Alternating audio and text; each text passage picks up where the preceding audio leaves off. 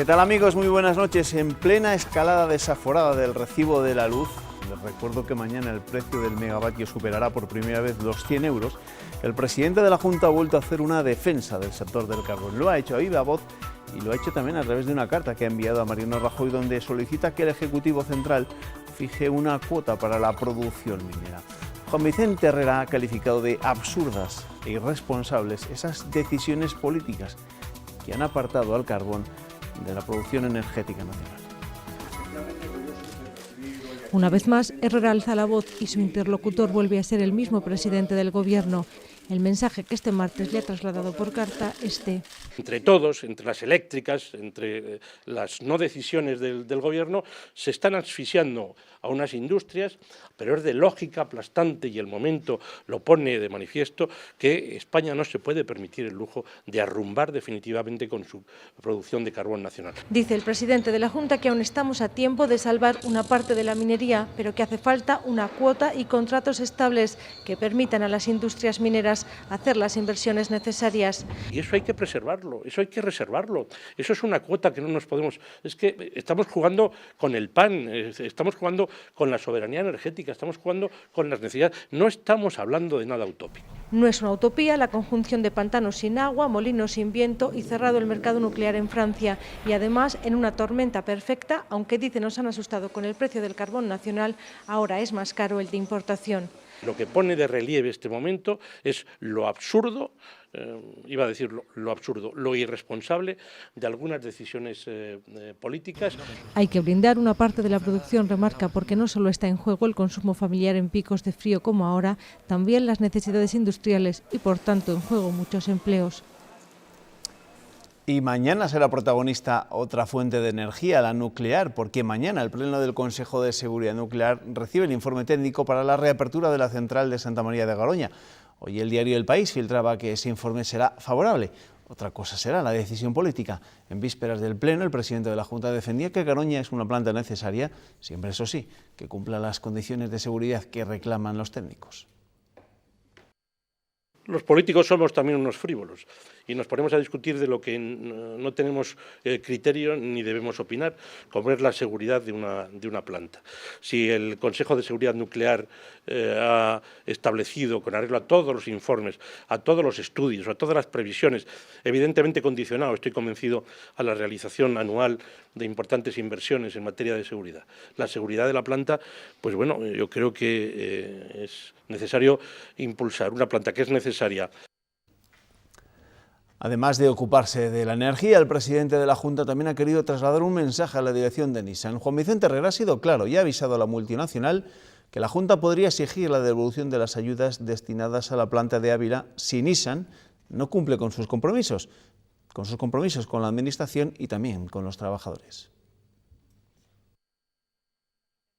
Que estamos hablando, en el caso concreto de Nissan, del incumplimiento por parte de una multinacional de los compromisos establecidos en un plan social con los trabajadores. Los trabajadores han hecho un enorme esfuerzo y en unos acuerdos con las instituciones. Las instituciones hemos cumplido. Piénsese que la Junta de Castilla y León, asociado a los desarrollos de nuevos modelos de vehículos en Nissan, ya ha invertido, en el caso concreto de Ávila, 40 millones de euros.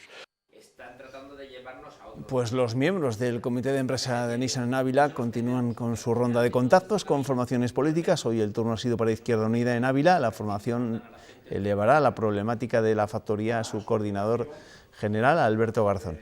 Desde el comité tienen claro que quien tiene que mediar es el Gobierno central, porque con quien habla la Junta nada tiene que decir. Y la propia empresa. Vemos que ha llegado el momento de... Ese señor, Alan Johnson, ha dicho por activa y por pasiva que no hay nada de momento, que no tiene más información. Y ese señor no decide.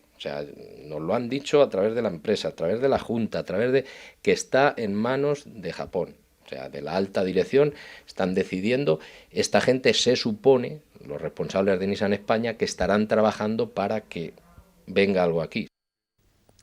Bueno, hacemos una pausa al relato informativo. Les presento a mis tertulianos con los que voy a comenzar a hablar de estos y otros asuntos que han marcado la actualidad de esta jornada. Desde Zamora, Paco Somoza, ¿qué tal? Bienvenido, buenas noches. Buenas noches. Jesús Fonseca, ¿qué tal? Buenas noches. Buenas noches, Juanma, muchas gracias. Antes de darles la palabra a mis tertulianos, se la doy a Ernesto Escapa y a sus periódicos. Ernesto, buenas, ¿qué tal? Buenas noches. ¿Con qué quieres empezar hoy? Pues mira, vamos a empezar con El Norte de Castilla, Bien. que titula Rajoy ve un horizonte tranquilizador tras los primeros acuerdos de legislatura y cree que la recuperación será posible si se protege la confluencia de crecimiento económico y diálogo social, y también asegura que no modificará el copago farmacéutico. Diario de León destaca en su primera que Herrera pide a Rajoy rectificar la absurda política del carbón.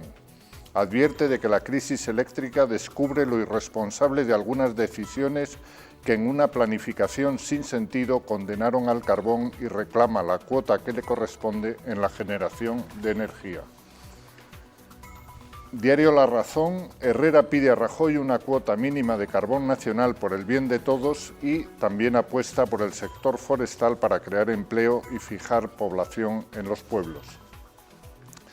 Diario ABC, Herrera pide por carta a Rajoy una cuota de carbón que garantice el autoabastecimiento. Diario de Burgos destaca en su primera que Garoña ha perdido 280 trabajadores desde que paró su reactor en 2012. Diario ABC, empieza la cuenta atrás para autorizar la prórroga de Garoña. Y Diario de Ávila destaca en su primera que Herrera exige a Nissan que cumpla o devuelva los 40 millones en ayudas recibidos. Diario La Razón, Pilar del Olmo rechaza las aventuras presupuestarias. Diario de Burgos destaca en su primera a propósito de las gasolineras sin empleados. Las gasolineras sin empleados echan un pulso a la Junta y consideran que la normativa vulnera la libre competencia. Diario Palentino destaca la presencia de 11 productores palentinos de alimentos de Palencia en Madrid Fusión, sabores palentinos en Madrid. Y por último, el Diario de Soria destaca también la presencia soriana de las trufas sorianas en Madrid Fusión, con una subasta solidaria que recayó en Andrea Tumbarello de Don Giovanni y también en Susi Díaz de la finca de Elche. Bueno, las trufas pagadas a precio de oro. Gracias, Ernesto. Bueno, os voy a preguntar directamente, ¿creéis, como el presidente de la Junta, que la política del Gobierno central con la minería, con el sector del carbón, es absurda e irresponsable? Bueno, ¿O está siendo absurda e irresponsable? El presidente Herrera está cargado de razón, como no podía ser menos, en esa reflexión que hace. Pero hay que decir que el Gobierno de España no tiene toda la culpa en eso. La culpa de eso está en Europa. Es Europa la que ha querido barrer el carbón. Esto forma parte de las políticas europeas. Europa ha contribuido al desarrollo de los países de la Unión. Es verdad que aquí han llegado fondos, es verdad que hay cosas y aspectos en los que nos ha ido muy bien, y hay otros como este. No solo hay más que tienen que ver con la agricultura y con otras cuestiones, que es política europea. O sea, en Europa no quieren saber nada del carbón y hacen todo lo posible por boicotear el carbón. Y ahí está el problema. Y al final, ¿qué hace el Gobierno de España? Pues el Gobierno de España no le queda otra que hacer una política de seguidismo a lo que dicen en Bruselas. Dicho esto, si además se nombran ministros a personas que demuestran una manifiesta incapacidad, como ya sucedió, si además resulta que no hay sensibilidad hacia las cuencas mineras y hacia la gente que allí vive, pues claro, se junta el hambre y las ganas de comer. Paco. Pero no deja de ser paradójico que Europa viene a subsidiar de alguna manera y a compensar deficiencias en la estructura económica de los países, vamos a decir, marginales, y ese tipo de políticas generen esas desigualdades que provocarían la ayuda después. A mí, con independencia, digamos, de la decisión que se tomara con respecto al carbón, que es una decisión que tendría que estar justificada en cualquier caso, lo que no puede ser es que se destruya una estructura, una estructura productiva, una estructura social, una estructura, en cierto modo, también cultural, ¿no? Que tiene mucho que ver con una región o una serie de regiones, sin que haya medidas compensatorias, sin que se sustituya esa estructura que se destruye por otra que lo sostenga, ¿no? Porque eso parece que es un principio de lógica universal también, ¿no? Y por otra parte, claro, evidentemente, o sea, Europa no quiere el carbón, eso es una cosa 100 veces manifestada, pero ahora nos damos cuenta que el carbón, que es una fuente de energía más cara que otras, en este caso, cuando las otras son imposibles porque dependen de la naturaleza, como la energía hidroeléctrica, y estamos justos metidos en este círculo en el que no llueve y no se produce y tal, el carbón puede de alguna manera compensar esas deficiencias, ese artificio. Habrá que regular todo ese tipo de cuestiones de tal modo que se sostenga una sociedad determinada y que permita auxiliarse del carbón cuando sea necesario, ¿no? Los leoneses, que sois especialmente sensibles con este asunto del carbón. Sí, yo creo que acierta perfectamente en el diagnóstico Herrera, porque la política energética en relación con el carbón es un cúmulo y un rosario de tropiezos y de errores. Yo creo que, y además, lo peor de todo es que el nuevo ministro empieza a hacer bueno al anterior ministro, es decir, que yo creo que este hombre, que es un chico de la Castellana y de ambientes que no tienen nada que ver con el carbón, pues tiene el horror ese que produce el carbón como un fenómeno del siglo XIX para un señorito como Álvaro Nadal. Va a tener que poner en su tarjeta de presentación, además de ministro de Energía Álvaro Nadal, chico de la Castellana. No es la primera vez que se lo llama Ernesto Escapa. Bueno, Herrera, al que hemos escuchado hablar de unas cuantas cosas esta mañana en Valencia de Don Juan, también se ha referido a lo que puede pasar a partir de mañana cuando se reúna el Pleno del Consejo de Seguridad Nuclear o que reciba los informes técnicos para determinar si se prorroga o no se prorroga la actividad de la central nuclear de Santa María de Garoña. Ya han leído, escuchado el dato que daban mis compañeros del Diario de Burgos sobre la pérdida de empleos que se ha producido en Garoña desde que en 2012 paró su actividad. Pues bien, habrá que estar pendientes a ver qué es lo que ocurre. Bien es cierto que en la decisión sobre la continuidad de Garoña no solo van a hablar los técnicos, porque aquí en la energía nuclear también tienen mucho que ver, o casi más que ver que los técnicos, las cuestiones políticas, ¿no? Y tal y como está la situación en estos momentos en nuestro país, ¿vosotros qué creéis que puede pasar con Garoña? Hombre, hay una cuestión de la que todo el mundo habla y que es una obviedad, la seguridad por encima de todo. O sea, preservar la seguridad de los ciudadanos y de la gente de la comarca en la que pudiera verse afectada es una cuestión absolutamente prioritaria eso es evidente. Y que nadie discute, ¿no? Dicho eso, tenemos que, claro, efectivamente yo creo que no es una cuestión solo relacionada con la funcionalidad potencial de esa central nuclear, que probablemente sí tenga posibilidades de continuar durante un tiempo sirviendo, ¿no? Es lo que estamos, esta especie como de hipocresía constante en la que no nos gustan las nucleares, pero no miramos hacia, pero sí nos gusta Francia, y nos gusta Estados Unidos, y nos gusta el progreso, y nos gusta que nos operen con bisturís de titanio que precisan, digamos, para construirse, para producirse muchísima energía eléctrica y probablemente también mucha energía nuclear, ¿no? Con lo cual tenemos que intentar reflexionar qué es lo que queremos. ¿Queremos que nos operen cuando estamos malos con la mejor tecnología, la tecnología punta, o queremos hacer fuego con un palo y una piedra?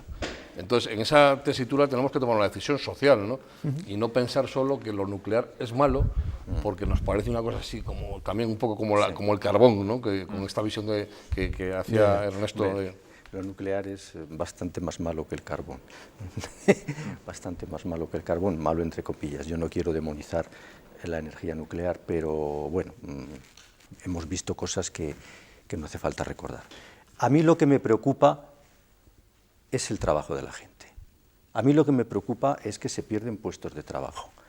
Y lo que realmente me inquieta no es ya tanto si se reabre, si no se reabre, no. Que resuelvan las cosas, que se trabaje a largo plazo para que esas personas que están allí y esas familias pues tengan un modo de vida. Y si no puede ser con la central de Garoña, pues que se creen las condiciones necesarias para que puedan trabajar de otra forma. Dicho esto, si tiene seguridad esa central nuclear y si efectivamente, y ahí pues hay que escuchar a los que saben y a los técnicos, si aquello reúne condiciones y tiene seguridad, pues que la reabran, no pasa nada. La política, sabes que influye mucho en decisiones de estas magnitudes. Sí, claro, la política ya sabemos que muchas veces en vez de solucionar lo que hace es entorpecer y emponzoñar, por desgracia, es así. Eso es cierto. Pero Jesús, en relación con Garoña no podemos olvidar que hay un inconveniente quizá mayor que todos los reparos políticos, que es la indecisión de los empresarios. Es decir, la empresa tiene que poner dinero para garantizar esa seguridad y no estamos convencidos de que lo vayan a poner. El Consejo exigió una serie de inversiones para que pudiese reabrir la central. Vamos a ver, la empresa lo que quiere es subvenciones, porque como aquí lo que se propicia es el pesebre y subvención, pues no, que arriesguen, que inviertan, que pongan dinero, y es que es así, esto es así. Vamos a hablar precisamente de eso, de dinero, porque de Garoña podremos hablar más a partir de mañana cuando tengamos más datos sobre ese pleno del Consejo de Seguridad Nuclear para saber o no saber algo más acerca del futuro de la central burgalesa. Enero no es un mes hábil para celebrar plenos, pero eso no significa que no haya actividad parlamentaria en las Cortes Regionales. De hecho, esta semana hay 2 comparecencias de consejeros. Mañana, el de Sanidad, para informar sobre la situación de colapso y saturación que se está produciendo en el mes de enero en los centros sanitarios. Así reza la exposición de motivos por las que el Partido Socialista ha solicitado esa comparecencia, y hoy ha sido la consejera de Economía y Hacienda para informar sobre la prórroga del presupuesto. La oposición urge a un nuevo presupuesto. La consejera insiste en la dificultad de hacerlo al no contar con las cuentas del Estado. La prórroga automática de los presupuestos permitirá al Gobierno regional contar con algo más de 9.700 millones de euros, un 0,45% menos para las consejerías de carácter social y un 4% menos para el resto. Suficientes para atender las necesidades de la comunidad durante el periodo de prórroga hasta la aprobación de los presupuestos para el año 2017. Aunque esa fecha aún se desconoce, y es precisamente eso lo que genera incertidumbre según la oposición. Vamos a caminar a un 2017 que no solamente no va a ser el año de la recuperación, sino que además va a ser un año de profundización de la crisis económica. Esperemos que seamos ágiles en el sentido de eso, de pedir agilidad en la presentación y en la tramitación para que los daños sean los menos. Prorrogar los presupuestos significará congelar las plantillas de personal, lo cual ya me dirá cómo piensa usted resolver la crisis que está pasando la sanidad pública de esta comunidad. La oposición insiste en que no ha debido ser en comisión, sino en un pleno extraordinario donde debería haber dado explicaciones de la prórroga. Y sirve para aplicar recortes de forma encubierta, y para ello cuentan con la ayuda inestimable del Partido Socialista. No vamos a recortar nada en universidades, ni a los ayuntamientos, ni plan de empleo local, ni el acuerdo marco de financiación, ni las inversiones de reposición y mantenimiento. Según Del Olmo, la consejería ya está trabajando en el límite máximo de gasto que podrían alcanzar las cuentas regionales. Bueno, os pregunto, ¿vosotros qué creéis? ¿Es acertada la decisión de prorrogar los presupuestos o habría que verse arriesgado a hacer unos nuevos como pide la oposición? Vamos a ver, a mí particularmente me parece que Pilar del Olmo es una de esas personas que tienen sentido de lo público, una política que te hace reconciliar un poco con todo el mundo de la política que nos da tantos disgustos y tan pocas alegrías. Es una mujer responsable y lo viene demostrando. Ha hecho lo que hay que hacer. No se pueden dar saltos en el vacío, pero ¿cómo no va a prorrogar unos presupuestos, pero si no le queda otra?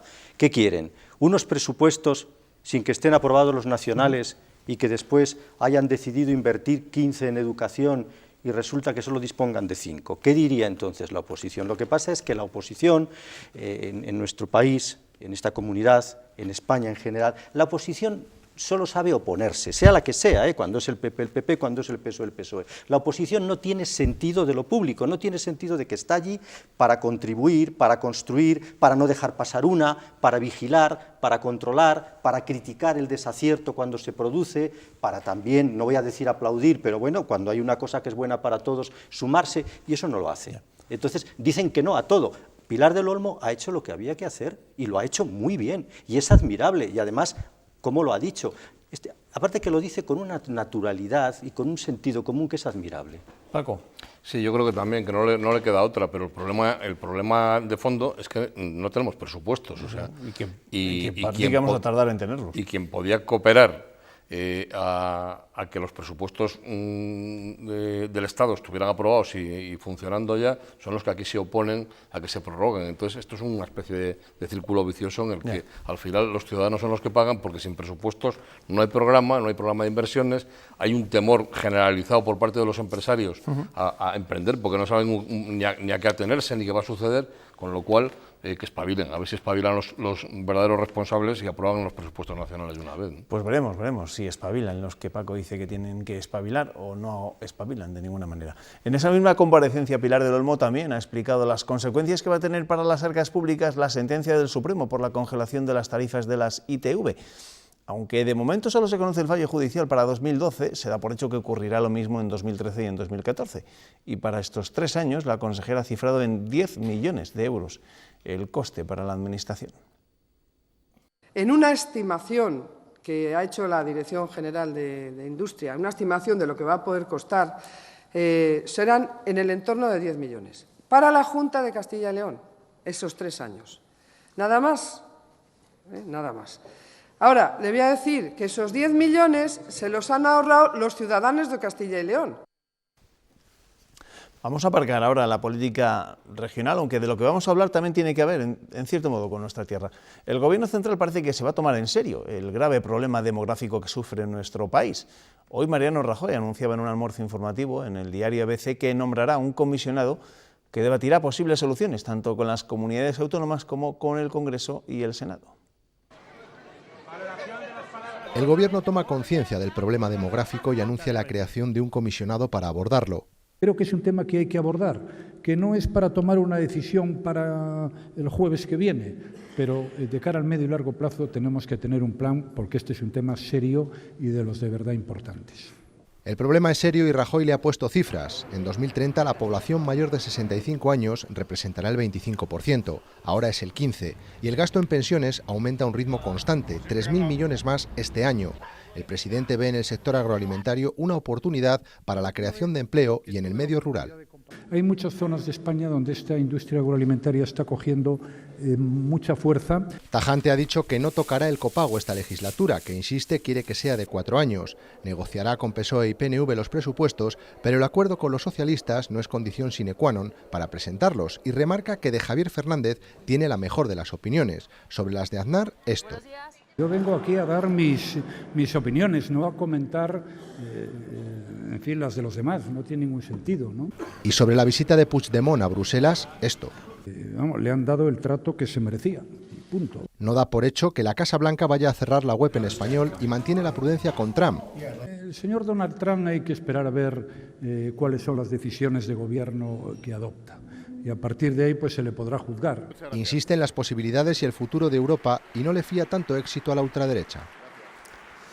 Bueno, no les voy a preguntar por todas estas cuestiones por las que le han preguntado al presidente del Gobierno y que él ha respondido a su manera, sino por la que nos afecta más de cerca. El hecho de que el Gobierno se plantee nombrar un comisionado para el tema de la despoblación significa que el Gobierno central se va a tomar en serio el problema de la despoblación. Ya has oído al presidente del Gobierno del Reino de España. Creo que es un tema que hay que abordar. ¿Cómo que creo que es un tema que hay que abordar? Pero si es el tema. Pero oiga usted, que si no hay personas, no hay nada. Y esto se está despoblando y cada vez somos menos. Hay que incentivar todavía más la natalidad, hay que ayudar a la familia, a un matrimonio, a un hombre y una mujer que tienen 2 o 3 hijos, hay que levantarles un monumento, hay que ponerles una alfombra, hay que facilitarles la vida, y no se está haciendo. La familia en España todavía no tiene el respaldo, los apoyos, la ayuda que tienen otros países de Europa y que merecería tener. Eso por un lado. Y después, la vida, yo lo he dicho otras veces aquí, Juanma, y tú lo sabes, la vida se va donde está la vida. Cree usted vida. Y eso no se crea. ¿Cómo se llama eso que ha dicho que va? ¿Cómo es esa? Un comisionado. Un comisionado. No, los comisionados no son lo que crean vida. La vida se crea de otra manera. Pero es que llevan muchos años, ya podían haber hecho algo. Es que no arrancan. Es que ya les vale, hombre, ya les vale. Es que es increíble que tener la desgracia de nacer en Lubián o en Puebla de Sanabria, como nací yo, comporte la imposibilidad de estudiar si no tienes un salario desbordante. Porque claro, ¿cómo mandas a un hijo a estudiar a Valladolid, a Zamora?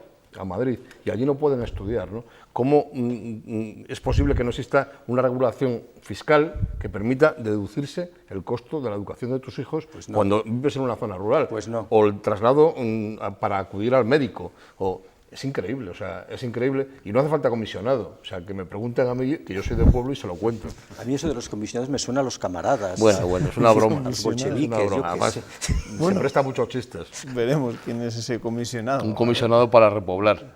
No, de todas formas, yo creo que hoy en los titulares de la prensa, el diario La Razón destacaba unas palabras de Herrera en Valencia de Don Juan, donde señalaba la política forestal, por ejemplo, como uno de las vías para incentivar la vida en los pueblos. Es decir, que nosotros tenemos un patrimonio forestal que bien cuidado y bien aprovechado puede rentabilizarse. Por ahí hay que ir, Ernesto, por ahí hay que ir. Por eso bueno, pues con comisionado o sin comisionado, como no se lo tomen en serio, este asunto del que llevamos hablando muchos, demasiados años en Castilla y León, la cosa se va a poner todavía más cruda de lo que ya está.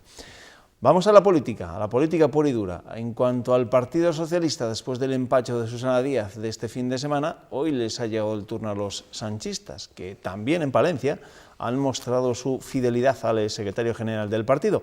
Aunque todavía ha anunciado que se presentará a las primarias, sus fieles esperan que lo haga pronto.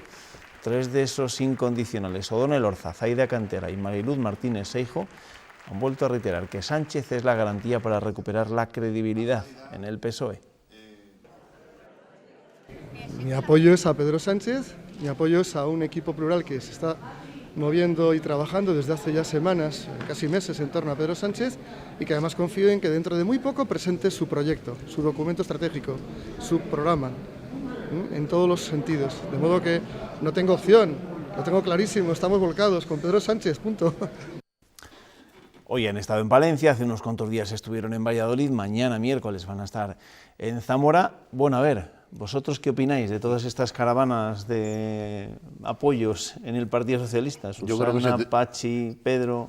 Se tendría que empezar a destapar. Yo creo que Pedro Sánchez ya tiene poco recorrido después del fracaso anterior, ¿no? Hoy, de todas las maneras, estaba en Madrid comiendo en el restaurante Nubel del Reina Sofía con Iceta, con lo cual él debe intentar, está buscando apoyos como puede, pero al final yo creo que la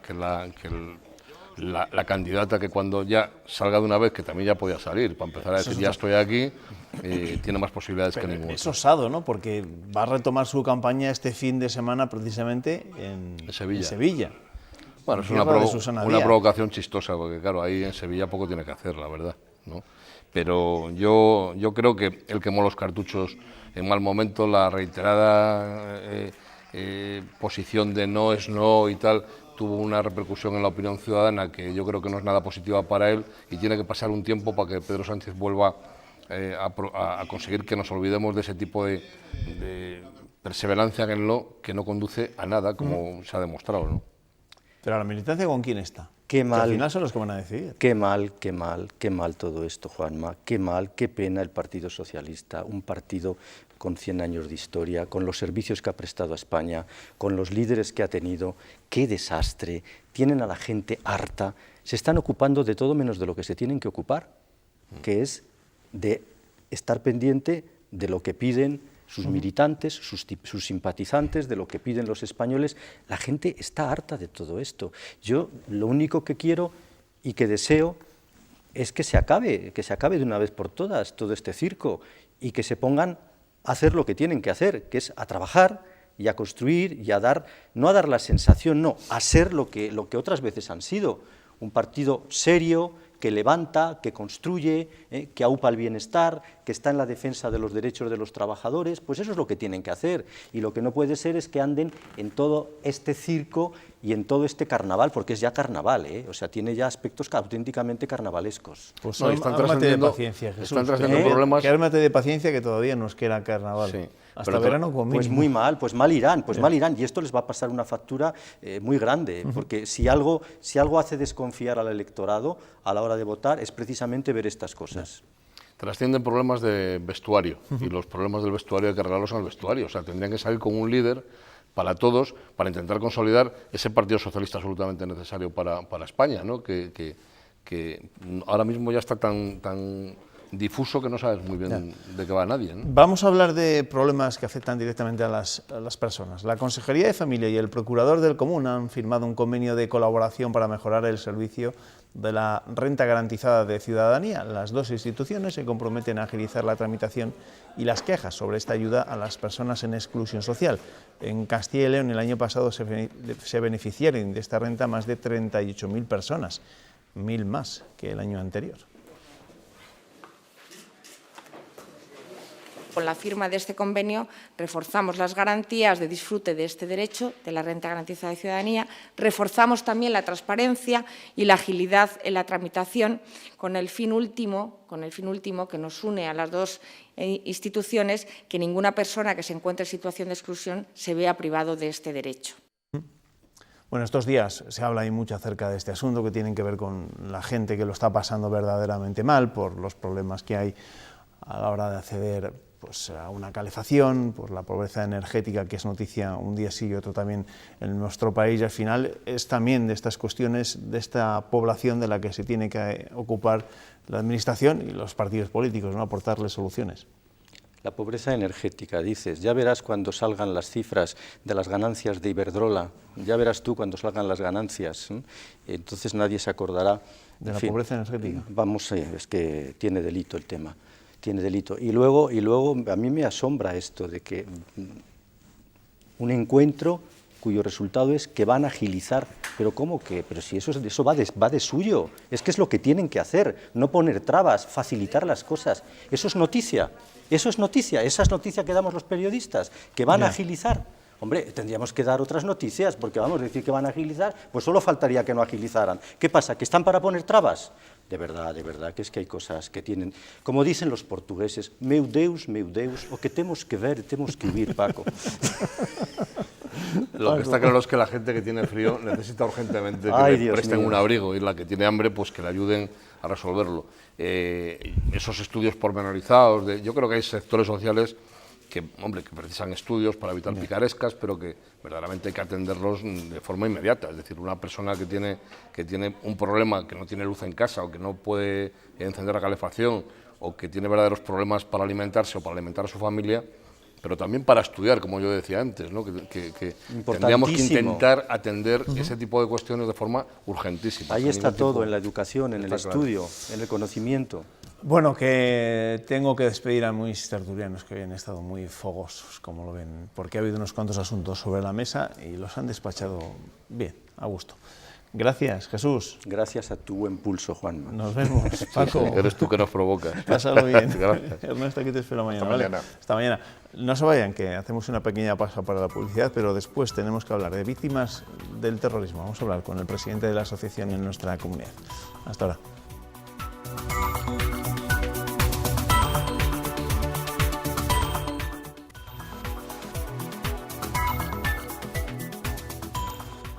Medio centenar de policías de Castilla y León y de Portugal han participado en la jornada sobre radicalismos organizada por la Policía Nacional de Zamora. En este encuentro policial se ha puesto el énfasis en el radicalismo o terrorismo islámico, principal amenaza que sufre en estos momentos la sociedad occidental. Esta formación busca que los agentes puedan detectar en la calle indicadores de radicalización como la vestimenta, la posesión de determinados materiales, su aspecto físico, su forma de pensar o incluso su círculo de amistades. Es como una llamada de atención. No necesariamente un indicador significa que haya un proceso de radicalización, pero sí puede ser una advertencia de ello. Pues por ejemplo un cambio en el círculo de amistades. Dejo de estar con determinadas personas porque no piensan como yo y no me siento comprendido con ellos. Y busco la cercanía, busco la conexión con aquellas personas que piensan como yo, que se han radicalizado anteriormente a mí. Especial incidencia se ha hecho en el radicalismo o terrorismo islámico, principal amenaza de la sociedad occidental, aunque con algunos matices. Yo creo que ninguna ciudad, ningún lugar de Occidente está completamente exento de la amenaza terrorista. Si bien es cierto, es que muchas veces se juega con la resonancia que los atentados puedan tener y evidentemente cuando se busca resonancia se busca en ciudades grandes. En este sentido, Zamora perdería prioridad en sus objetivos, pero sí podría ser un lugar de paso para los terroristas al ser frontera con Portugal, por lo que la alerta y los mecanismos de detección tienen que ser igual de exigentes que en otros territorios con más población. Hubo un tiempo en este país en el que las víctimas al dolor de su tragedia tenían que sumar la indiferencia de una sociedad que llegaba a decir aquello tras un atentado, aquello tan miserable del algo habrán hecho. Por fortuna ese tiempo pasó y aunque siguen quedando desalmados, la mayor parte de la sociedad se reconoce en el dolor de esas víctimas. Castilla y León cuenta desde el pasado jueves con el proyecto de ley de reconocimiento y atención a las víctimas del terrorismo, que es el primero en el ámbito autonómico desde la aprobación de la norma estatal en 2011. El presidente de la Asociación de Víctimas del Terrorismo en nuestra comunidad es el comandante Juan José Aliste, con el que vamos a hablar desde Salamanca. Comandante, buenas noches, ¿qué tal? Hola, buenas noches. Oiga, dígame, ¿por qué cree usted, o por qué creen ustedes, las víctimas del terrorismo, que era necesaria esta ley? Bueno, quizás fuera debido a darle aplicación a la ley nacional. Como las comunidades tienen transferidas una serie de competencias, quizá haya sido ese el motivo fundamental, para recopilar en una sola ley todo lo que venía en la ley nacional. El proyecto de ley, que ahora, claro, debe ser aprobado por las Cortes, extiende la condición de víctimas del terrorismo no solo a las personas que han sufrido la acción de manera directa, sino a su cónyuge y a sus hijos. ¿Esto qué significa para ustedes? Bueno, es fundamental. Yo creo que ellos son tan víctimas como como lo somos los que lo hemos sufrido directamente. Imagínate el fallecido si sus hijos, los huérfanos, no tienen la consideración de víctima de terrorismo. Yo creo que eso es lo más natural. ¿Echaban de menos algún tipo de ayudas precisamente para esas personas que también sufren este tipo de atentados? Bueno, yo creo que las ayudas siempre son bienvenidas, ¿no? en todos los sentidos. No se puede hablar de específicas, pero bueno, quizás sí haya algunas medidas que eran necesarias. La ley también pone el énfasis en el reconocimiento y en la memoria, en que las víctimas no se sientan olvidadas y en contribuir a un relato veraz de lo que ha sido y lo que es el terrorismo. ¿Temen o han llegado a temer en algún momento que eso pueda ocurrir, o que está ocurriendo ya de hecho? Intentan que sea así, intentan que el terrorismo haya sido, que vaya pasando y que llegue un momento en que ya no sea terrorismo, sino que fuera una enfrentación entre unos y otros. Y no es verdad, el terrorismo ha estado ahí, sigue estando ahí y no hay que olvidarlo. Y hay que seguir dándole publicidad a que en España ha habido un terrorismo fundamentalmente de ETA y que sigue estando ahí, de una manera o de otra, y no lo podemos olvidar. ¿Pero creen que en estos tiempos sí que hay determinados, no sé si, colectivos de la propia sociedad que intentan borrar el pasado y llanamente pues se lo quitan de la memoria, sin más? Bueno, yo creo que eso lo tenemos a la orden del día. Hay una serie de individuos que están intentando que eso no ha pasado, que eso ha sido un enfrentamiento, con lo cual no podemos olvidarlo y tiene que estar escrito y en los colegios y en las escuelas y en los institutos enseñarlo, ¿no? y aplicarlo. ¿Y qué cree usted que se debe enseñar a esas nuevas generaciones? Pues que es verdad que quizá no han vivido el terrorismo como se ha vivido en muchas épocas en nuestro país. Bueno, que aquí ha habido unos individuos que simplemente por no estar de acuerdo con lo que opinaban los demás o por unas ideas mataban indiscriminadamente, pegaban un tiro en la nuca y ponían bombas, simplemente, y que ahí siguen las secuelas de ello. ¿El terrorismo para usted y para ustedes, las víctimas, es ya una lacra del pasado o todavía no? Por desgracia, cierto tipo de terrorismo quizá ya lo comencemos a ver como una lacra del pasado, aunque todavía las consecuencias las seguimos viviendo. Pero otro tipo de terrorismo también, por desgracia, lo estamos viviendo, como es el terrorismo yihadista, que está a la orden del día. ¿Se puede perdonar a los que asesinan o a los que, como es su caso, intentaron asesinarle? Bueno, eso está muy manido ya. Tú no vas a perdonar a quien no te pide perdón, ¿no? Entonces, yo creo que eso no es... creo que no tiene sentido decir que tú perdonas cuando a ti no te han pedido perdón. ¿Y usted cree que llegará ese momento? En el caso del terrorismo etarra, me estoy refiriendo. Por desgracia, como la reinserción penitenciaria pasa porque pidan perdón, lo van a hacer aunque solamente sea de boquilla. Entonces habrá muchos que sí, que pidan perdón, pero que no lo sientan. Es verdad que yo creo que ya no se vive la situación por parte de las víctimas, la situación que se vivía antaño y que hemos descrito en un principio, donde parece que parte de la sociedad les daba la espalda. Hace no demasiados meses usted mismo recogía la medalla de oro de las Cortes Regionales. También hemos hablado de esta ley que se quiere aprobar en las Cortes Regionales. Ha pasado mucho tiempo hasta que las víctimas han sido reconocidas en su justa medida por parte del conjunto de la sociedad. ¿Se han sentido ustedes olvidadas en ocasiones? Sí, hombre, no cabe duda. Si echamos la vista atrás, ha habido mucho tiempo durante el cual las víctimas han estado olvidadas. Han tenido que pasar una serie de circunstancias para que la sociedad se haya dado la vuelta y se haya dado cuenta de que había víctimas del terrorismo. Se han dado cuenta, por desgracia, muy tarde, a partir de... Yo pienso que fundamentalmente del año 97, con lo de Miguel Ángel Blanco. Ahí la sociedad ya quizá dijera basta. Entonces ese quizá fuera un punto de inflexión, también como consecuencia de que la banda terrorista se empezó a meter con los políticos, con los jueces, con los fiscales, y ahí quizá fuera un punto de inflexión en que la sociedad cambiara de parecer, pero es que hasta entonces, y no hablemos ya de los años 80, las víctimas del terrorismo estaban totalmente desamparadas. Y por lo que le dicen otras víctimas que igual no tienen pues el espacio público que se le da a usted de vez en cuando, que no tienen la oportunidad de hablar tan a menudo con los medios de comunicación, ¿cómo se sienten ellas? Bueno, el tiempo, por desgracia, cura muchas cosas. Entonces, ha pasado ya mucho tiempo, ya hemos entrado en una edad en que tenemos nietos, nos dedicamos muchos a ellos. Entonces, todo esto en conjunto ha ido quizá limando un poco esas cosas que teníamos encima, ¿no? Entonces, bueno, cada vez pues, nos vamos, no sé, haciendo más a la idea, en una palabra. Pero sin olvidar de que los recuerdos, y eso lo tenemos en el día a día, eso es imposible olvidarlo, lo que nos ha pasado. Cuando la semana pasada el vicepresidente de la Junta, José Antonio de Santiago Juárez, presentaba este proyecto de ley de reconocimiento y atención a las víctimas del terrorismo, señalaba que uno de los principales objetivos de la misma es velar por su dignidad. Y yo no sé si también en algún momento, en los últimos tiempos, se han sentido agraviadas por determinados, no sé si llamarlos individuos o colectivos en la sociedad últimamente.